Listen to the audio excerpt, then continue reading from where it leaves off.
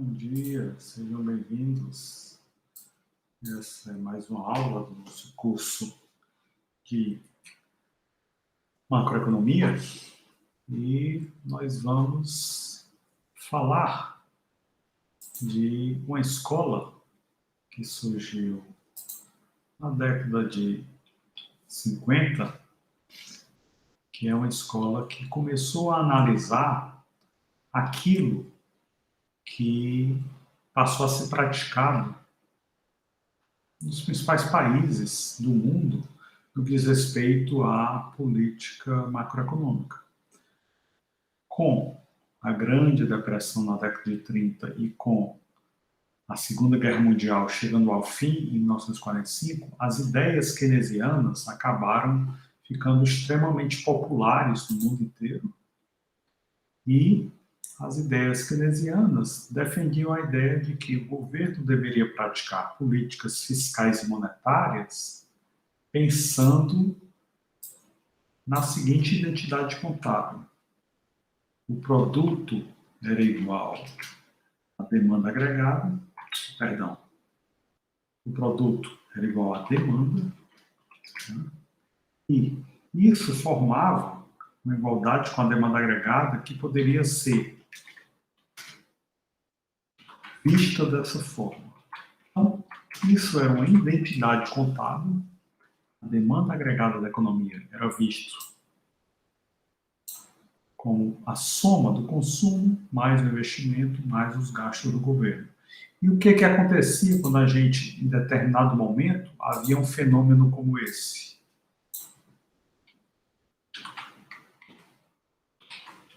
O produto fosse maior do que a demanda. A ideia básica da teoria de Keynes era que a Grande Depressão ocorreu porque houve um momento em que houve uma superprodução, o produto estava mais forte do que a demanda agregada, então a gente teve um problema em que as empresas começaram a diminuir investimento. Com isso, essa diminuição do investimento levou a um desemprego. O desemprego fez com que as famílias passassem a consumir menos e, com consumo menor e produção menor, o governo tinha uma arrecadação menor. O governo, na época, se submetia à seguinte restrição: a arrecadação do governo ele tinha que ser maior ou igual aos seus gastos. Isso significa o quê? Quando o consumo caiu e investimento caiu, a arrecadação do governo também caiu. E aí o governo reagiu a isso, diminuindo os seus gastos. O que isso significa? Keynes constatou que a Grande Depressão era algo inevitável pelo fato dos três componentes da demanda agregada estarem caindo ao mesmo tempo. Então, a demanda caía, se ela estava num ambiente de superprodução, quando ela caía ainda mais, era necessário que o produto caísse ainda mais para tentar fazer com que isso voltasse a ser uma igualdade. Então, qual era a grande ideia do Keynes quando a gente tinha um fenômeno como esse? De desigualdade entre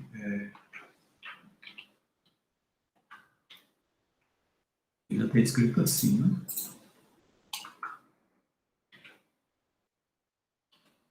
Assim. O gasto do governo tem que ser maior ou igual, a arrecadação tinha que ser maior ou igual do que o gasto do governo. Então, se eu estava tendo esse fenômeno, que é o quê? Fenômeno de desigualdade, está aqui, desigualdade entre produto e demanda, quando a demanda menor do que o produto, como era que Keynes pensava em resgatar essa igualdade?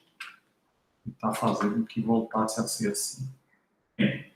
Se gasto do governo, se o consumo das famílias está caindo porque as pessoas estão desempregadas, Se as empresas estão reduzindo o seu investimento porque não conseguem vender tudo que produzem, que era o que Keynes recomendou. Keynes disse o seguinte: o governo ele tem que aumentar o seu gasto. Ele vai romper com essa regra e dizer, olha, a partir de agora o governo vai gastar mais do que sua arrecadação. O gasto do governo vai ser maior do que a arrecadação. Então, tem explosão do gasto do governo, mesmo que a arrecadação esteja caindo, o governo vai gastar mais de forma a que haja esse déficit. O governo gastando mais do que sua arrecadação. Por quê? Se isso for suficientemente forte, isso supera a queda do consumo e a queda do investimento e vai fazer com que o produto volte a subir. Mesmo que suba um pouquinho, o importante é o produto voltar a subir. Que aí isso vai gerar um processo de recuperação da economia. Então, essa quebra do orçamento equilibrado e essa ideia de fazer dívida para recuperar a economia passou a ser uma ideia extremamente popular nas décadas de 40 e 50, e com essa enorme popularidade das ideias keynesianas surgiu a chamada Revolução Monetarista. Como Freud, o autor desse livro, ele é economista keynesiano, ele chama a Revolução Monetarista de Contra-Revolução Monetarista. Um aspecto pitoresco desse capítulo, mas como é que o Freud, então, ele procura caracterizar o que seria o monetarismo, ou seja, essa reação às ideias do keynesianismo. A ideia básica do monetarismo é o quê? Considerar a oferta de moeda como o principal fator de influência sobre a renda nacional. A ideia do monetarismo é o seguinte, Keynes está propondo uma série de soluções para problemas de curto prazo, mas não está se importando com o longo prazo. Quais são as consequências dessas políticas keynesianas de curto prazo? A ideia dessas políticas keynesianas de curto prazo é de usar uma variável nominal, oferta de moeda, para afetar variáveis reais, produto, emprego da economia. E o monetarismo se caracteriza pela ideia da neutralidade da moeda. O que é que isso significa? Significa que a oferta de moeda, como ela é uma variável nominal, ela não vai ter capacidade de afetar variáveis reais. Ou seja, a oferta de moeda no longo prazo não é capaz de alterar nem produtos, nem renda, nem emprego. E aí esse é o grande debate. No curto prazo, afeta? Os keynesianos têm certeza que sim. Por isso que o efeito das políticas do curto prazo são bem diferentes do efeito das políticas no longo prazo. E o que os monetaristas dizem a respeito do curto prazo? Eles dizem, no curto prazo, sim, a oferta de moeda pode afetar variáveis reais. Só que, como no longo prazo não afeta variáveis reais, então o resultado dessas políticas que afetam variáveis reais no curto prazo, mas não afetam no longo prazo, vai ser o chamado ciclo econômico. O que é o ciclo econômico? É algo assim. A ideia é que a economia cresça da seguinte forma, assim, né? Aqui eu tenho, nesse eixo aqui, eu tenho o tempo, né? Nesse eixo horizontal eu tenho o tempo, certo? No eixo vertical eu tenho o produto,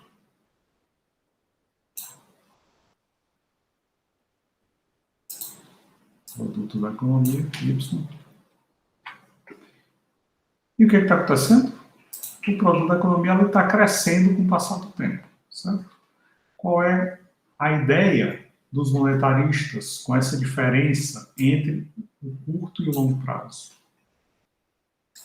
Se há essa diferença, essa divergência entre o curto e o longo prazo, então é possível que a economia não se comporte de forma tão bonitinha assim. Pode ser que a economia se comporte assim.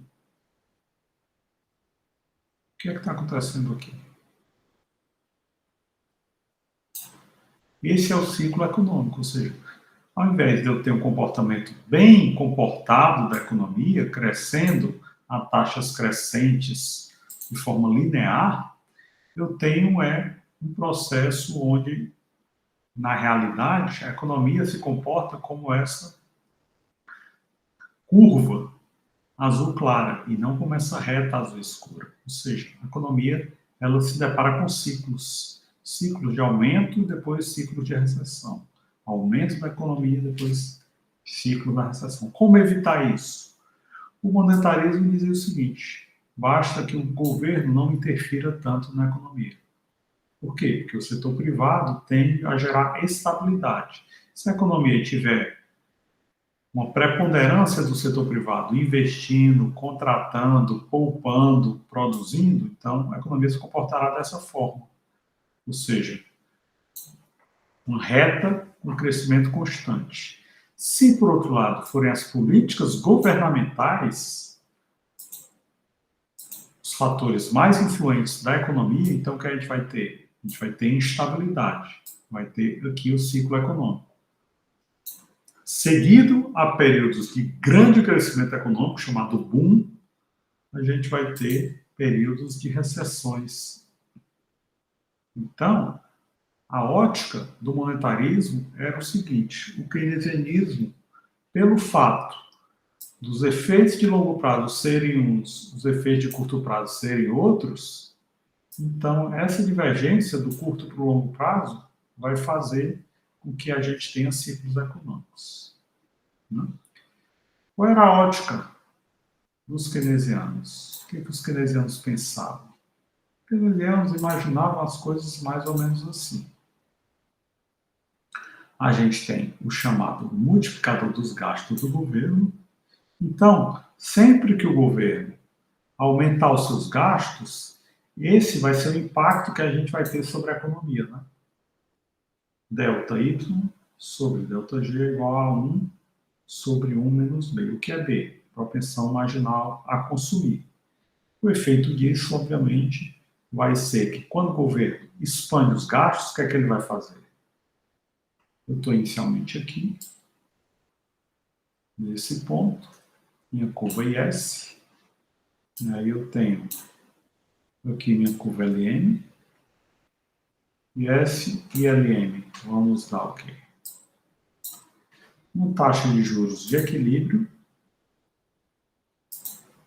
Opa, aqui não. Vamos me dar uma taxa de juros de equilíbrio aqui. Nossa, está preto. Vou tirar de preto e botar outra cor. Aqui. Essa taxa de juros de equilíbrio e esse produto de equilíbrio. Pronto. E esse produto de equilíbrio? E essa taxa de juros de equilíbrio são o quê? Vamos me dar esse ponto aqui, que significa que nós temos economia em equilíbrio. Mas aí, qual é a lógica keynesiana? A lógica keynesiana é gerar um estímulo. Como esse estímulo vai afetar a economia? Esse estímulo vai fazer o quê? Eu aumento os gastos, os novos gastos são maiores do que os anteriores, então tem um aumento dos gastos. Via modificador keynesiano, eu vou ter o quê? Esse aumento do produto. O produto, nesse momento, vai ser maior do que o produto no momento anterior. Então, aumento de gasto gerando aumento de produto. Qual vai ser a consequência? Variação da taxa de juros. Né? Então, aqui, eu estou deslocando a curva IS para cima e para a direita. Esse deslocamento da curva IS se dá por quê? Se dá via aumento de gastos. Né? Aumento de gastos, que são o quê? maiores do que zero. Né? O gasto do governo vai aumentar. Aí isso desloca a curva IS daqui para cá. O que é que esse deslocamento da curva IS, com o novo nível de gasto do governo, vai me dar? Esse deslocamento da curva IS vai me dar o seguinte. Eu agora vou ter uma taxa de juros mais alta, que é o custo que a sociedade vai ter com o fato de que agora nós temos o quê? Agora nós temos o produto mais alto. Então, esse produto mais alto traz um custo. Qual é o custo? Uma taxa de juros mais alta. Certo? A taxa de juros sobe daqui para cá e o produto sobe daqui para cá. Né? Aumenta o produto, aumenta a taxa de juros. Então, essa é a consequência que a gente vai ter nessa estrutura. Eu saio desse ponto aqui, seria o ponto A, e o meu equilíbrio se torna esse outro ponto aqui, ponto B. Só a curva IS se desloca, a curva LM permanece no mesmo local porque foi praticada política fiscal, certo? Não foi praticada política monetária. Resultado é o quê? Aumento da taxa de juros e aumento do produto da economia. Muito bem. O keynesianismo gerou com essa abordagem? Primeiro, a abordagem keynesiana ela era diferente da abordagem clássica. Né? O que os clássicos faziam? Eles defendiam a teoria quantitativa da moeda, que diz o quê? Moeda da economia vezes a velocidade com qual a moeda circula é igual ao nível de preços que multiplica o produto. Essa já é a versão de Fischer, né? Fischer troca produto por quantidade de transações na economia. A versão original, aqui no lugar de T, eu teria o Y. Né? Mas a versão de Fischer põe T no lugar de Y. Mas a ideia básica é o quê? Não é nem P, nem M, nem T. A ideia básica é o quê? Para os clássicos, o que acontecia com V? A velocidade com qual a moeda circulava era zero. Então, quando a gente punha todas essas variáveis em termos de taxa de variação, como a velocidade de circulação da moeda era vista como zero pelos clássicos, então, a velocidade da moeda não varia. Como ela não varia, significa que é uma constante. Sendo uma constante, quando eu ponho moeda variando, preços variando e transações variando, o que é que eu tenho? Eu tenho essa equação aqui. Né? O que os keynesianos discordam? Eles discordam do seguinte: os clássicos diziam que a moeda não variava, a velocidade com que a moeda circulava não variava, era constante. Os keynesianos discordam. Então, como os keynesianos discordam, o que é que eles dizem? Essa discordância diz respeito à declividade da IL, da LN e da IS. IS e LN podem ter declividades diferentes. Aqui, o que a gente tem? Aqui a gente tem uma curva IS, que está assim, IS original, e ela não se modifica, porque aqui não vai ser praticada política fiscal, só política monetária. E aqui a gente tem a LM original. Né? A LM original está aqui. A LM original me dá o quê? A LM original está associada a uma determinada taxa de juros, R0, e um determinado produto da economia, Y0. E aí, eu tenho essa taxa de juros, esse produto da economia, o que acontece quando o governo pratica uma política monetária para tentar aumentar a oferta de moeda? A oferta de moeda vai aumentar. Aumentando essa oferta de moeda, o que a gente tem?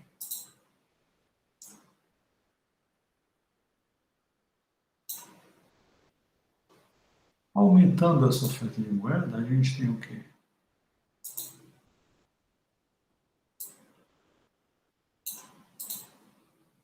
A gente tem basicamente o seguinte. A gente tem esse deslocamento aqui.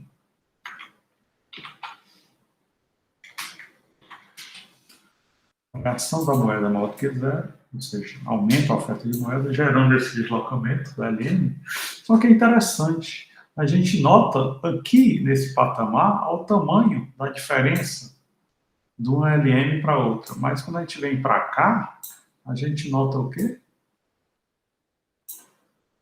A LM, quando ele tende à origem, a diferença vai diminuindo, né? Está ficando muito próxima. O que significa que houve um deslocamento da LM para baixo e para a direita. Entretanto, esse deslocamento fez com que a taxa de juros caísse só um pouquinho e que o produto subisse só um pouquinho. Ou seja, a gente praticamente não teve aumento do produto, praticamente não teve queda da taxa de juros a partir desse deslocamento da LM. Então, o governo aumentou bastante a oferta de moeda, mas a consequência em termos de taxa de juros e de produto da economia foi muito pequeno. Tive esse pequeno deslocamento desse ponto para esse ponto, um novo ponto de equilíbrio de IS e LM. Então, o que é que está acontecendo aqui? A ideia é que há custos e há benefícios diferentes, né? O que acontece se ao invés de estar aqui, a IS estivesse bem aqui?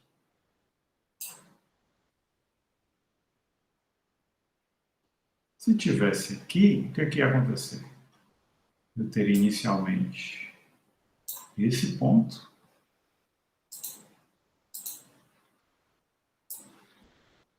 do produto e esse ponto da taxa de juros. E aí, praticar, inicialmente era aqui, eu praticava política monetária e deslocava a curva LM para cá, para baixo e para direita. E aí, o que ia acontecer? O que ia acontecer é que eu teria uma queda na taxa de juros, daqui para cá. Uma queda muito significativa, né, na taxa de juros. E um aumento bem maior do produto. Né?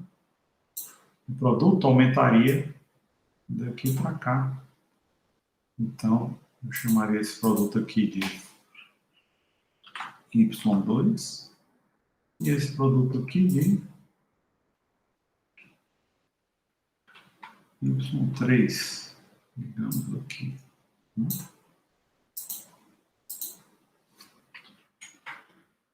Y2 e Y3. O que está acontecendo com Y3?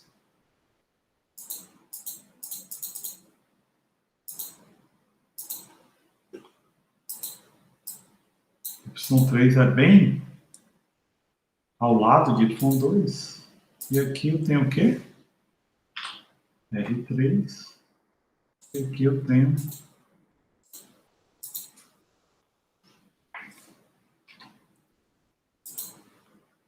R2. O que está acontecendo com R2 e R3? R2 está muito acima de R3, né? Ou seja, uma grande queda da taxa de juros e um aumento relativamente grande também do produto. Então, basicamente, o que a gente tem? A gente tem que, dependendo de onde está a curva IS, pode ser que o efeito de uma política monetária seja um efeito muito grande ou pouco significativo. Né? Aqui, nesse caso, o efeito é pouco significativo, já que o deslocamento é relativamente pequeno, né? Daqui para cá só. Já que o efeito é bem significativo, já que o deslocamento ó, é daqui para cá. Né? Aqui o deslocamento. Antes eu estava nesse ponto aqui, depois vim para cá. É um deslocamento bastante significativo, tá? Do ponto de equilíbrio. Então, dependendo de onde for a curva IS, de onde tiver a curva IS, né, eu posso ter um deslocamento onde a mesma política, que é a política monetária, pode ter efeitos muito diferentes, né? Se a IS estiver aqui, o efeito vai ser bem diferente do que se a IS estiver aqui, certo? Então, a ideia básica é que economistas dessa nova escola, que é a escola monetarista, um dos mais proeminentes economistas dessa escola se chamava Milton Friedman, e ele propôs uma visão um pouco diferente para a teoria quantitativa da moeda. Ele disse basicamente o seguinte: olha, a demanda por moeda ela é estável. Sendo estável, a gente pode pensar no V é estável, né? V barra, ou seja, a velocidade da circulação da moeda tende a ser constante e vai ser essa constante aqui, 1 sobre K. Sendo V igual a 1 sobre K, se eu estou multiplicando o V aqui desse lado, e V é 1 sobre K, então 1 dividido por K, quando K está multiplicando desse lado e vai para o outro lado, ele vai dividindo. Como é 1 sobre K, ele vai para cima. Aqui está dividindo, vai multiplicando. Então, significa o quê? Friedman pôs a equação dessa forma. M, e aqui MD, porque mostra a demanda por moeda, é igual a K que multiplica P que multiplica Y. Dá para ver que ele deixou de usar a forma de Fischer, que era T, e voltou a usar a forma dos clássicos, que era Y. Então, se eu puser o K para o lado de lá, fica o quê? M vezes 1 sobre K igual a P vezes Y. E o que é o K? V, né? 1 sobre V. K é 1 sobre V. Então, botando aqui 1 sobre V, tá? Equação original. M vezes V igual a P vezes Y. Só que para o Friedman, como é que a gente poderia pensar em termos de taxa de juros? O que influenciava a demanda por moeda? A gente antes pensava em uma equação de demanda por moeda, a equação de equilíbrio da moeda era o quê? M dividido por P é igual a L, que depende de produto e taxa de juros. Essa é a equação de equilíbrio, certo? M sobre P é igual a L, que depende de renda e taxa de juros. Só que aí, o que é que Friedman pensa? Friedman pensa mais ou menos o seguinte: o governo deve ofertar moeda de acordo com o quê? A ideia é que a oferta de moeda, ou seja, M elevado a S, é igual à demanda por moeda, MD. Ou seja, MS igual a MD. Para que o mercado monetário esteja em equilíbrio, a oferta tem que ser igual à demanda por moeda. E a demanda por moeda vai depender de quê? Demanda por moeda, ou seja, liquidez, esse L, aqui, originalmente, a gente fala que depende de produto e taxa de juros. Mas para o Friedman também depende de quê? Nível de preços. E a taxa de juros diz respeito a pelo menos 3 tipos de retornos, que são o quê? Quando as pessoas poupam, elas esperam o quê? Elas esperam um retorno que vai fazer com que elas sejam capazes de consumir mais no futuro. E esse retorno que o Friedman pensa era o quê? Tem basicamente, para o Friedman, 3 tipos de retorno. Esse que ele chama de RB, que é o retorno que esperam os investidores que compram títulos públicos. Tem o RA, que é o retorno que esperam as pessoas que compram ações. E tem esse R, que era aquele que a gente estava mais acostumado, né? As pessoas poupam porque esperam no futuro comprar mais coisas. Ou seja, eu tenho dinheiro para comprar uma televisão agora, mas eu não vou comprar. Eu vou poupar. Por quê? E se eu poupar, espero ter um retorno para no futuro comprar uma televisão de maior qualidade. Ou talvez comprar uma televisão e um rádio. Ou comprar uma televisão e um celular. Ou seja, comprar mais coisas. Então a ideia é o quê? Esse RD está ligado ao consumo de bens duráveis. Ou seja, o retorno que as pessoas esperam para consumir bens duráveis. Então, com isso, o Friedman contribui com basicamente 3 ideias, que vão ser as ideias norteadoras do monetarismo. Primeiro, a função demanda por moeda é estável, ou seja, MD depende desses fatores, ela é estável. Segundo, não só ela é estável, como ela é muito importante para determinar o nível de atividade. Ou seja, se houver coisas mais ou menos assim, como essa variação, se houver essa instabilidade muito grande, com a economia crescendo muito e depois caindo, tendo uma recessão muito grande, é o quê? Os ciclos econômicos. Os ciclos econômicos seriam causados por quê? Exatamente pelo fato de que está havendo alguma coisa que faz com que a moeda deixe de ser estável. Para os monetaristas, seria algum tipo de atuação do governo que oferta uma quantidade muito grande de moeda, de forma a gente ter uma desigualdade entre a demanda por moeda, que é estável, e, portanto, é um importante determinante do nível de atividade, e o governo ofertando moeda de forma muito variável. Né? E por que que vai haver essa instabilidade no nível de atividade, se a demanda por moeda é estável? Porque é o seguinte, se o governo ofertar moeda de forma muito instável, a função demanda por moeda também é muito afetada pela oferta de moeda.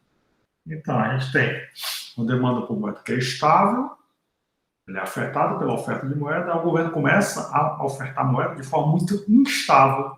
Isso vai contaminar a demanda por moeda. Então, a ideia básica é que a gente tem essa igualdade. A demanda por moeda depende desses 3 fatores. E aí, a gente vai ter esse sobre cá que a gente pode pensar o seguinte: a demanda por moeda, quanto da renda das pessoas, as pessoas querem manter na forma de moeda no seu bolso. É isso que a gente vai pensar quando a gente pensar desse K minúsculo, certo? E aí, o que acontece se a gente tiver esse tipo de coisa ocorrendo? Aqui eu tenho AIS original, aqui eu tenho essa LN também original.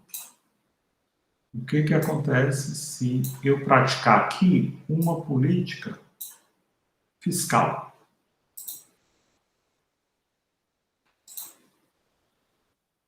Se eu praticar uma política fiscal, significa o quê? Eu desloco a IS para cima e para a esquerda.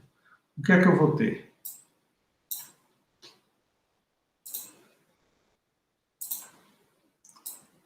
Eu passo a ter algo assim, né? Essa taxa de juros e esse produto. Opa, era para ser uma reta. Esse produto aqui e essa taxa de juros aqui. E antes era o quê? Antes eu tinha esse produto aqui e essa taxa de juros aqui. Ou seja, essa política fiscal praticamente não teve capacidade nenhuma de aumentar o produto. Ela só teve capacidade de diminuir bastante a taxa de juros. Diminuir não, aumentar, né? Aqui eu tenho a taxa de juros original, R0. Aqui eu tenho a taxa de juros final, R1.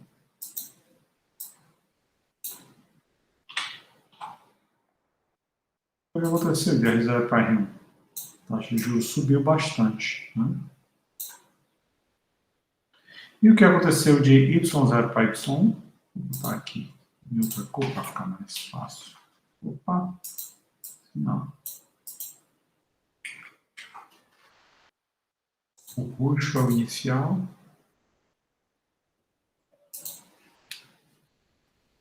Então, aqui,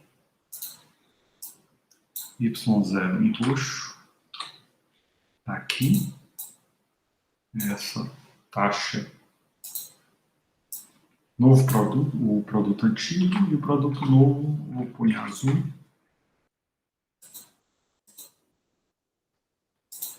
Então, o que aconteceu? Y0 para Y1 praticamente não mudou, só a taxa de juros que subiu bastante. Y0, Y1, um pequeno aumento do produto, quase nada. Mas de R0 para R1, um grande aumento da taxa de juros. Então, a ideia básica da crítica monetarista é o quê? Se a IS for quase horizontal e a LM for quase vertical, qual seria a política que seria realmente uma política capaz de aumentar o produto?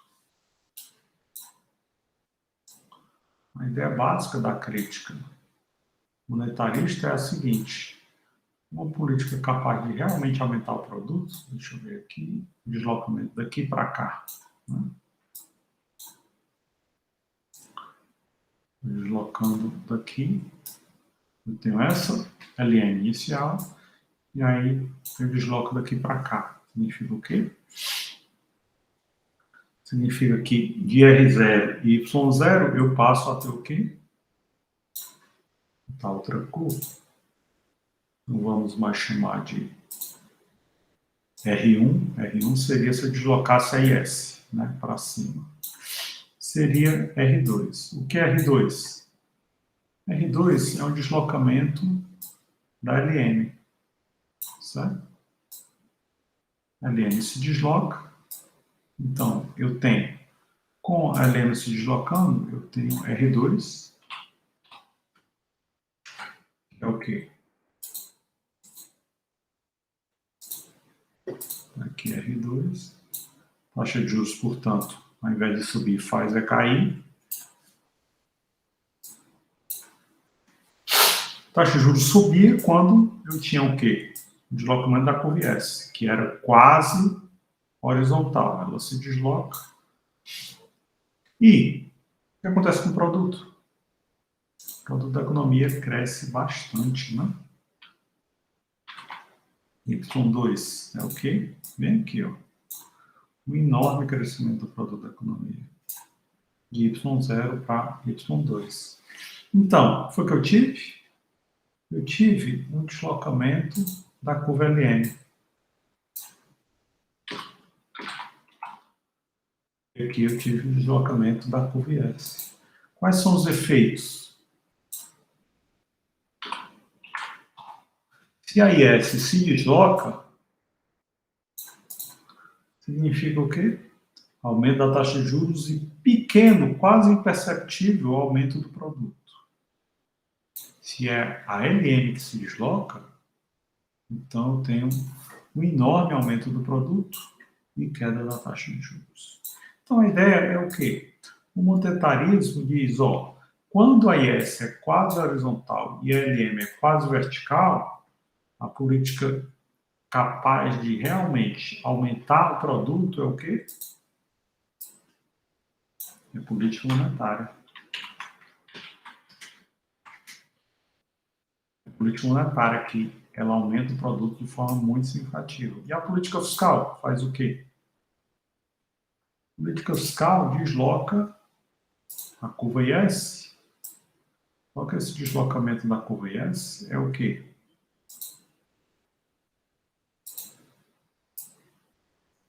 Aqui.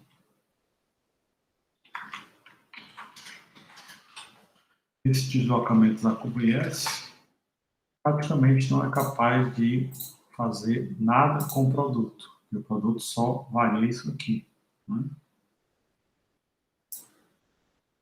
Y0 para Y1. Então, política fiscal para os monetaristas tem um efeito muito pequeno para deslocar o produto, mas política monetária tem um efeito muito grande para deslocar o produto. Por isso que o nome da escola, né, escola monetarista, ela é uma escola que tem esse nome por advogar a superioridade da política monetária sobre a política fiscal como forma de aumentar o produto da economia.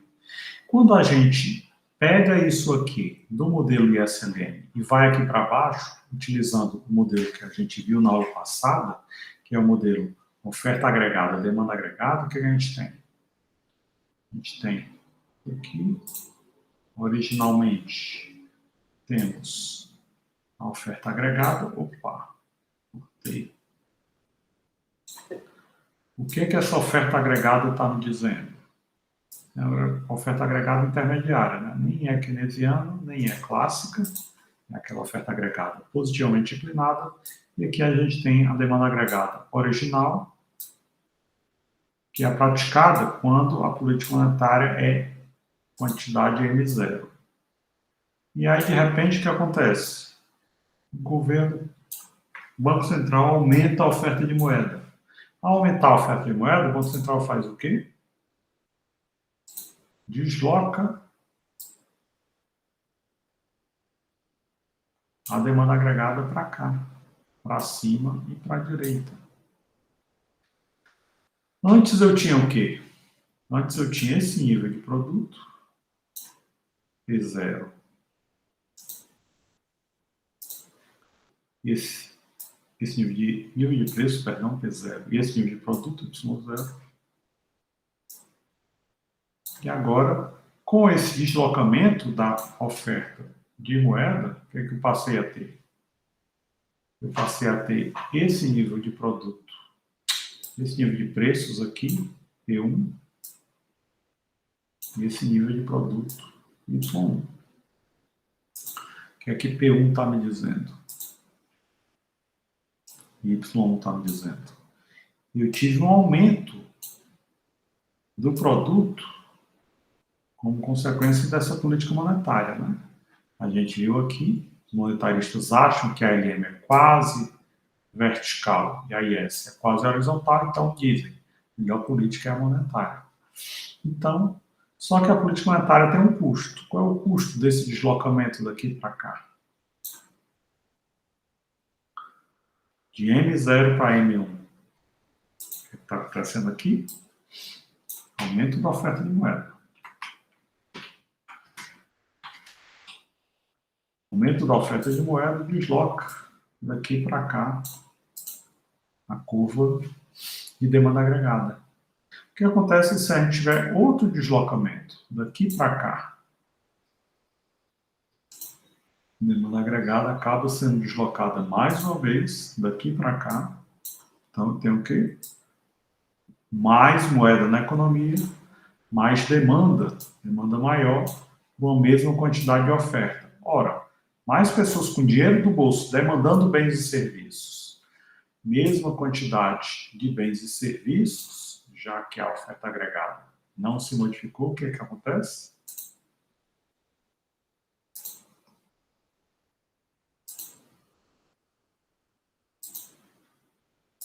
A gente está tendo um produto maior, mais compensação, temos níveis de preços maiores. Não é que é a mesma quantidade de bens e serviços, vou me corrigir. Mesma oferta agregada, né?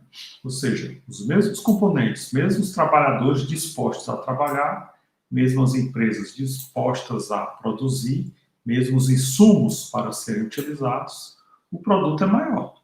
O produto cresce. Só que cresce de que forma? Cresce de forma a o nível de preços também acompanhar. Né? Então, aqui o que eu tenho? Inicialmente eu tenho um aumento da oferta de moeda, depois eu tenho outro aumento da oferta de moeda. A gente está tendo deslocamentos da demanda agregada. Daqui para cá inicialmente, depois daqui para cá. Esses deslocamentos da demanda agregada fazem o quê? Fazem com que o produto aumente, a compensação do nível de preços também está aumentando. Ou seja, dois deslocamentos, o governo aumentando a oferta de moeda, né? O governo aumentando a oferta de moeda, de que forma?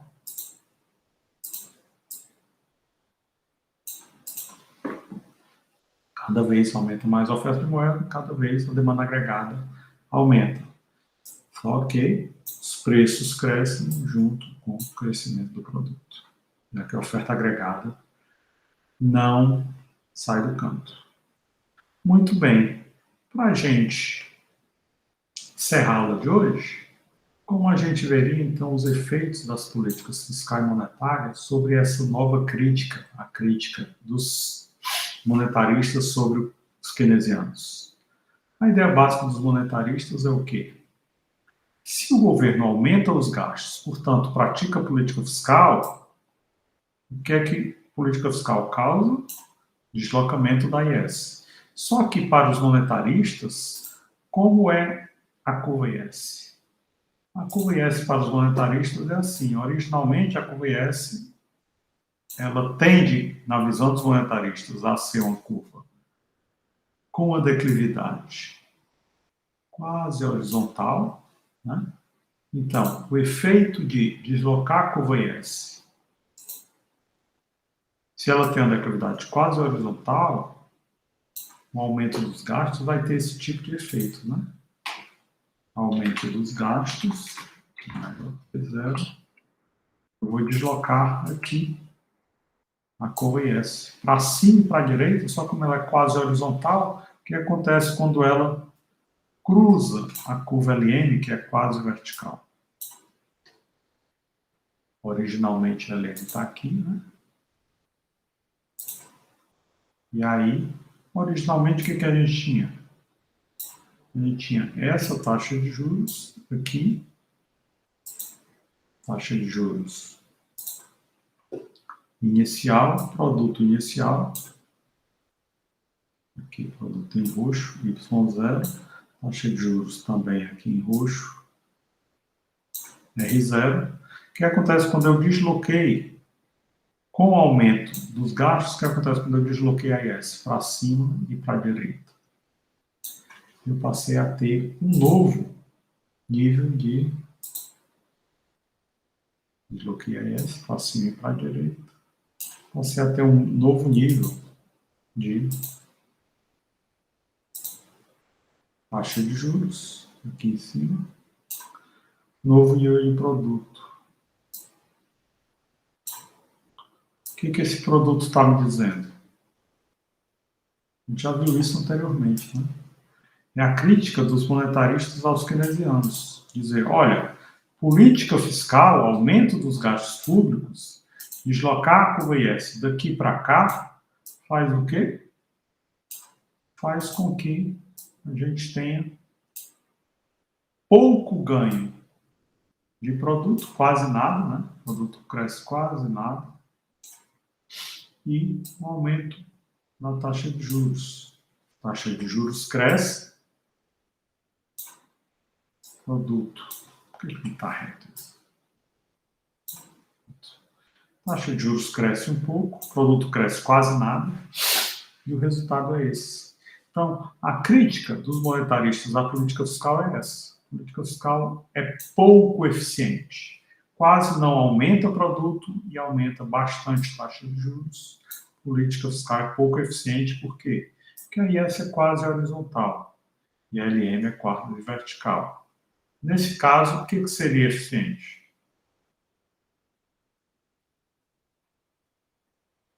Se a IS é quase horizontal e a LM é quase vertical, o que seria eficiente?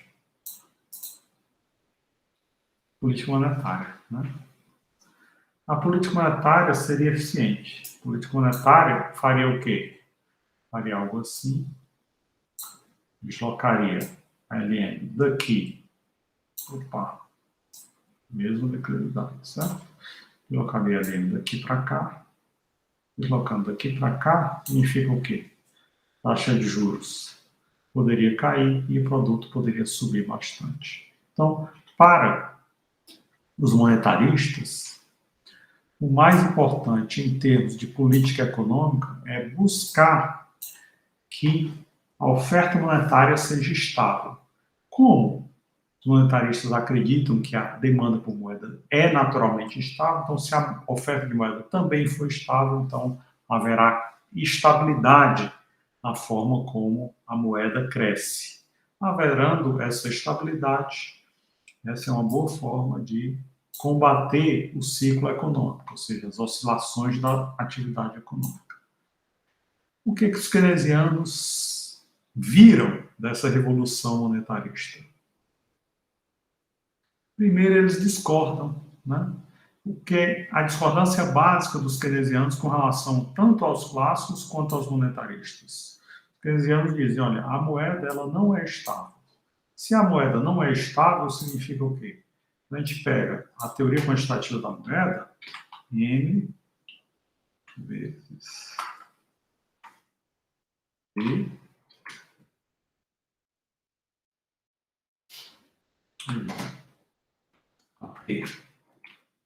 vezes Y. Então, se a gente põe tudo em termos de taxas de variação, o que fica? Se nós pusermos tudo em termos de taxas de variação, a gente tem o quê? Variação de N mais variação de V igual a variação de P mais variação de Y. Tudo em termos de taxa de variação. O que os monetaristas e os clássicos faziam? Anulavam esse termo. E aí diziam, variação de moeda tem que ser equivalente ou variação de preços ou variação de produto. É tanto que quando havia uma variação da moeda, como aqui a gente tinha isso aqui, né? Variava a moeda, qual era a consequência disso? Variando a moeda, deslocava a demanda agregada para cá, se aumentasse ainda mais moeda, deslocava a demanda agregada para cá, aí a gente tinha como resultado o quê? Uma variação do produto, mas também uma variação do nível de preço. Ou seja, cresciam as duas coisas, produtos e preços. A ideia é, variando, portanto, isso, tinha como consequência o quê? Preços crescendo, produtos crescendo. Né? A ideia básica é que a velocidade de circulação da moeda seria anulada, porque a moeda circula de forma estável, e aí o efeito seria nos preços e no produto da economia. O que os keynesianos pensam? Eles discordam, né? Eles discordam. O importante economista keynesiano, Franco Modigliani, ele dizia o quê? O que a teoria geral de Keynes defendia? Ele achava que a mensagem fundamental da teoria geral era que o setor privado era instável, portanto, sendo instável, ele precisaria ser estabilizado. E qual seria o fator de estabilização, de acordo com Modigliani? Seria exatamente as políticas fiscal e monetária keynesianas. Esses seriam os fatores de estabilização. Então, basicamente, os keynesianos, eles criticam o monetarismo dizendo o seguinte, olha, as oscilações econômicas não são causadas pelo setor governamental. As oscilações econômicas são causadas pelo setor privado. E essa é a grande divergência entre keynesianos e monetaristas. Os monetaristas dizem é o governo que causa as oscilações econômicas. Os keynesianos dizem é o setor privado que causa as oscilações econômicas. E aí os keynesianos dizem, se é o setor privado que causa as oscilações econômicas, políticas fiscal e monetária têm um papel fundamental, que é o quê? Estabilizar a economia. Já os monetaristas dizem, não, o setor privado é naturalmente estável, e aí o governo, ao praticar políticas fiscal e monetária, é o governo que causa essas oscilações econômicas. E aí, basicamente, esse é o impacto do monetarismo, e com o impacto do monetarismo, a gente acaba essa aula de hoje, e na próxima aula a gente vai ver que esse debate permanece, quando ele surge, o monetarismo surge na década de 50, passa toda a década de 60 havendo esse debate, essa disputa entre keynesianos e monetaristas, até que na década de 70 há um evento econômico, um evento que a gente já citou na aula passada, que é o evento da estagflação, que funciona como um tsunami, um terremoto, uma ebulição enorme na teoria macroeconômica, e a partir da estagflação, a gente vai apresentar a ideia da curva de Phillips, que é uma ideia que surgiu na década de 50, foi usada pelos economistas keynesianos para fundamentar a importância da prática de políticas fiscal e monetária ativas por parte do governo, e esse debate em torno da curva de Phillips é modificado de forma extrema na década de 70 com o surgimento da estagflação. Então, a gente fica por aqui, antecipando esse debate entre monetaristas e keynesianos, e na próxima aula a gente vai ver o que surge na década de 70, e com esse surgimento disso na década de 70, a gente vai ver como isso influencia o debate, como influencia a evolução da teoria econômica. Ok? É isso, a gente fica por aqui.